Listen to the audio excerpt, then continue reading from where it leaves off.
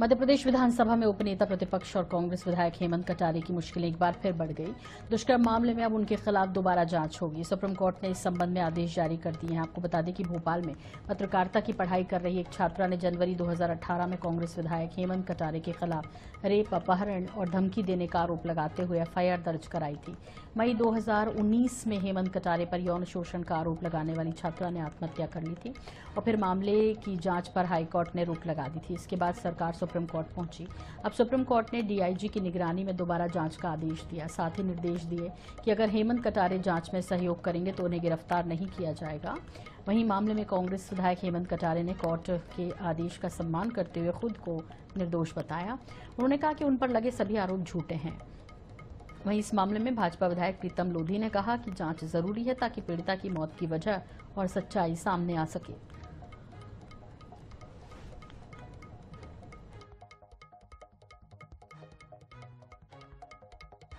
राजनीति से प्रेरित आरोप है और पहले भी आरोप लगे। जनता के दरबार में मैं जीत के आया, जनता की अदालत में 21,500 वोटों से जीता।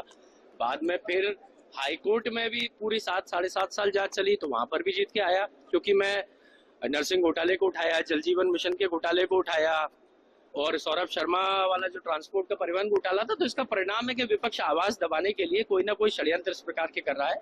माननीय सर्वोच्च न्यायालय का कोई भी निर्देश होगा तो उसका पालन पहले भी किया जाता था, आगे भी किया।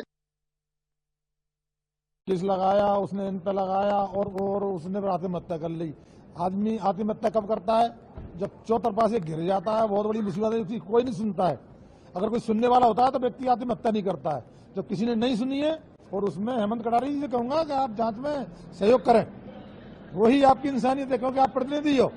अगर प्रतिनिधि होते तो कोई दिक्कत नहीं थी। प्रतिनिधि को किसी पर भी केस हो उसको जांच में सहयोग करना चाहिए। देखिए, दोष सिद्ध नहीं हुआ, आरोप लगाती है सरकार ने जिस प्रकार से किया है। तो मैं समझता हूं कि जो भी जांच हो माननीय सुप्रीम कोर्ट के आदेश का हम सम्मान करते हैं, लेकिन निष्पक्ष जांच हो, राजनीति से प्रेरित जांच ना हो।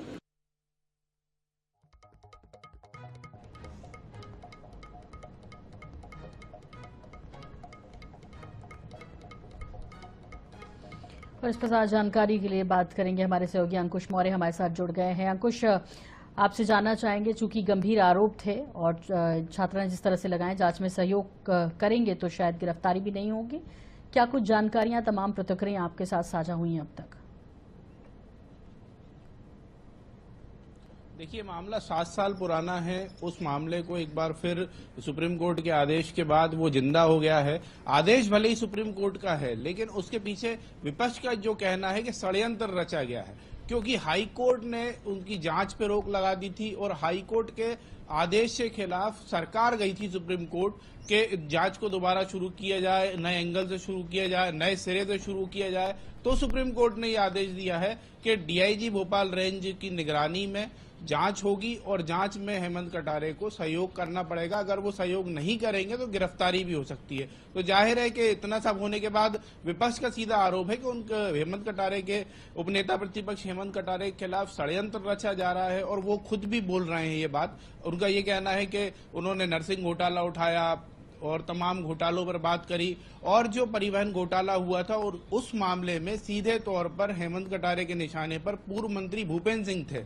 और जब भूपेंद्र सिंह पर उन्होंने निशाना साधा था कि सौरभ शर्मा के उनसे क्या कनेक्शन है, तो भूपेंद्र सिंह ने यही मामला, दुष्कर्म का मामला जो उपनेता प्रतिपक्ष का है, उस मामले को लेकर भूपेंद्र सिंह ने ही पलटवार किया था कि हेमंत कटारे ने एफएसएल की रिपोर्ट बदलवा दी थी, जिस वजह से वो उस केस में राहत उन्हें मिल गई थी, हाई कोर्ट से उन्हें राहत मिल गई थी। तो वो लगातार शिकायत कर रहे थे पूर्व मंत्री भूपेंद्र सिंह के उस मामले की दोबारा जांच शुरू होनी चाहिए, और उनकी जो मांग थी वो शायद सुप्रीम कोर्ट ने सुन ली और दोबारा आदेश दे दिया कि दोबारा जांच हो। जी बिल्कुल, बहुत बहुत शुक्रिया अंकुश इस तमाम जानकारी के लिए।